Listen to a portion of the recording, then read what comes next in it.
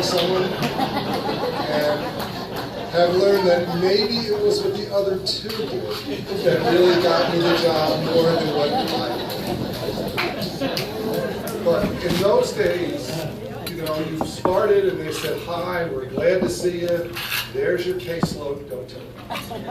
And that was sort of the full training that you started out with. So I learned very quickly, like the Beatles song would say, I get by with a little help from my friends. And one of my friends here tonight, Carol Falab, who I never would have made it in those early days, I picked up that first case record and said, go do a social study, a social summary. I didn't even know what that was. They had to explain what that was. I counted on Carol and many of the other staff to help me get through. But I also counted on people outside DSS. I don't know if my two brothers, Mark and Tim, remember, but in those days, part of what we did in adult services was housing. And when we helped people move, we took an agency pickup truck and we helped them move. And there were several times that I would wait till Mark and Tim would get out of school or get out of work, go pick them up in the pickup truck because I couldn't get the refrigerator to the second or third floor without them. So I got, well, we got the job done. He didn't know how many people helped me get that job done. From there, I went to Child Protective Services. And again, I met, Eleanor Andrews was the boss at that time. She helped teach everything we needed to know. But the other group that I really needed at that time was my family. We saw some things in Child Protective Services that no one should see. And without an understanding family at home that would help stabilize you, make your foundation, you never would have made it through Child Protective Services. I mean, I would go home sometime and say, come on, we're going to McDonald's, we're getting a Happy Meal. And how do you explain to a 4-year-old child that I just have seen something so awful today that I want to do something nice tonight? So come on, let's go. And those of you who know me, McDonald's still holds a special place today. But it was a job that was tough to go through. It was, I thought, the toughest job I had until they made me a supervisor in the division. And then learned that the cases that used to keep me up at night wondering if I'd made the right decision were now multiplied by everybody in the unit that I oversaw. So that it was very difficult, and as the responsibility went up, so did my friends, and so did the people I counted on. When I started in the agency, there were some of the not-for-profits who are here tonight, let's just say we didn't get along so well. And I sort of related to like the neighborhood we grew up in. We fought with the kids next door, we fought with the kids across the street. As we became teenagers, they become some of our best friends and our best allies. And that was true of the not-for-profits. As I went through and became deputy commissioner, we counted on it more and more. Some of the agencies, Community Action, Grace Smith House, we didn't always get along so well with those agencies in my early days. By the time I was deputy commissioner, I was counting on them regularly. Ed mentioned how they counted on us at Hudson River Housing. Believe me, we counted on them at least just as much. In 1995, Commissioner Battistoni did a terrible thing, he retired. And to this day, I have not met a commissioner that was as smooth or who made things look as easy as John Battistoni did. After a couple of weeks of the job, I didn't know how he ever did that. I went for a series of what my family would call discussions, what people outside the room may have thought was more like Mortal Kombat or a video game. I think it was called interviews by the then young county executive William Steinhaus.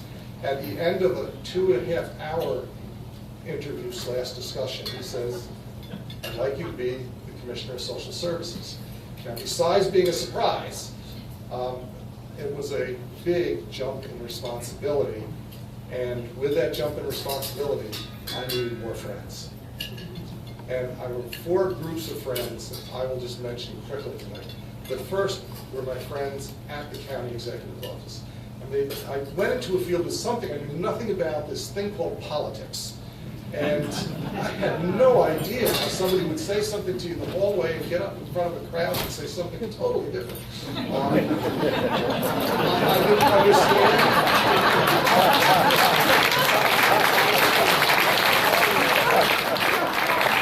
I didn't understand how someone would tell you that they agreed with everything you said and then voted against it. So I counted on Nancy Giordano at that time. I would go to Nancy. But I had, help with Doug McCool and some of the other persons there, Bill O'Neill and Mike Ellison currently there. But the thing I will say about our friends in the county executive office is that they were there to help succeed and to do services for the county. It was not their agenda. It was an agenda that what was best for the county. At that time, I also started dealing more with the state and with budgets. And a young lady is here tonight, just like we went through some budget discussions that probably, if you put them in paper, people would say it's just fiction, we made it up. We also counted on persons at the state. And when I was the director of adult services, I first became acquainted with the state. I had really the pleasure of going up and serving on a committee that drafted the original regulations for what at that time was called Adult Protective Services. And so it really is exhilarating to do something at a state level that you see will provide services to the community. So I needed the state partners. And the not-for-profits came through big time. I mentioned some of them. We made new partnerships with Chamber of Commerce. We made new partnerships with Astor, with Family Services that we hadn't had before. None of this would have been successful without those partnerships. And then I want to mention my family. I said at Child Protective Services, my family was the rock that I looked at. Well, as commissioner, it didn't get any easier for them.